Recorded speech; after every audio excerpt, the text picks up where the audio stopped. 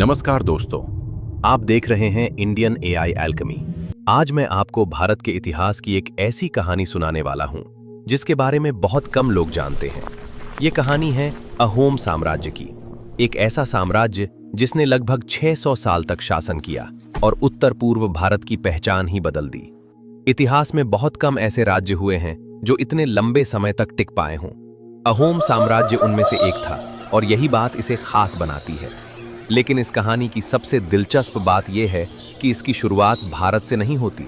चलिए मैं आपको समय में थोड़ा पीछे ले चलता हूँ। 13वीं शताब्दी, चीन का युन्नान क्षेत्र। उस समय युन्नान कोई साधारण इलाका नहीं था, ये एक बहुत महत्वपूर्ण व्यापारिक क्षेत्र था। भारत, चीन और दक्षिण पूर्व एशिया के बीच व्यापार के रास्ते यहीं से होकर गुजरते थे। इसी वजह से यह इलाका सिर्फ व्यापार का ही नहीं बल्कि संस्कृति और लोगों की आवाजाही का भी एक बड़ा केंद्र बन गया था। यहीं रहते थे ताई समुदाय के लोग। यही लोग आगे चलकर अहोम कहलाए। इसी क्षेत्र में एक राजकुमार जन्मा। उसका नाम था सुकाफा। सुकाफा एक शाही परिवार से थे। उनका भविष्य एक राजा के रूप में देखा जा रहा था। लेकिन इतिहास हमें बताता है कि किसी कारण से सुकाफा को राजगद्दी नहीं मिली। ऐसे हालात में अक्सर लोग सत्ता पाने के लिए विद्रोह या युद्ध का रास्ता चुनते हैं। लेकिन लोक कथाओं में कहा जाता है कि सुकाफा ने ऐसा नहीं किया। उन्होंने एक शांत लेकिन बहुत दूर तक असर करने वाला फैसला लिया। अगर उन्हें यहां राजा नहीं बनना तो वे कहीं और अपना खुद का राज्य बनाएंगे। अब जरा सोचिए, एक राजकुमार जो अपनी मातृभूमि छोड़ने का फैसला करता है, वो अपना घर छोड़ता है, अपनी पहचान छोड़ता है और एक अनजान भविष्य की ओर बढ़ता है। लगभग 1215 ईस्वी के आसपास सुकाफा अपने लोगों के साथ एक लंबी यात्रा पर निकल पड़े। ये कोई छोटा समूह नहीं था।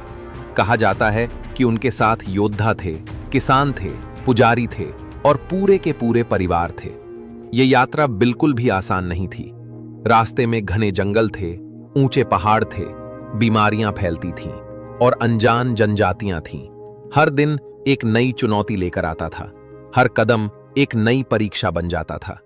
यह सफर कुछ महीनों का नहीं था, यह यात्रा कई वर्षों तक चली। कहा जाता है कि यह सफर लगभग 13 साल चला। आखिरकार 1228 ईस्वी के आसपास सुकाफा और उनके लोग पटकाई पर्वत पार कर गए और उनके सामने खुली ब्रह्मपुत्र घाटी, आज का असम। ये भूमि उपजाऊ थी, पानी से भरपूर थी और जीवन के लिए उपयुक्त थी। यहीं सुकाफा ने रुकने का फैसला किया। यहीं से अहोम साम्राज्य की नींव पड़ी। लेकिन कहानी यहीं खत्म नहीं होती, क्योंकि ये भूमि खाली नहीं थी। यहां पहले से कई शक्तिशाली जनजातियां रहती थीं। अब सबसे बड़ा सवाल ये था, क्या बाहर से आए हुए अहोम इस नई जमीन पर टिक पाएंगे? क्या वे यहां अपना राज्य बना पाएंगे? और अगर हां, तो किस तरह से? इसका जवाब हमें अगले भाग में मिलेगा। देखिए पार्ट 2 केवल इंडियन एआई एल्केमी पर।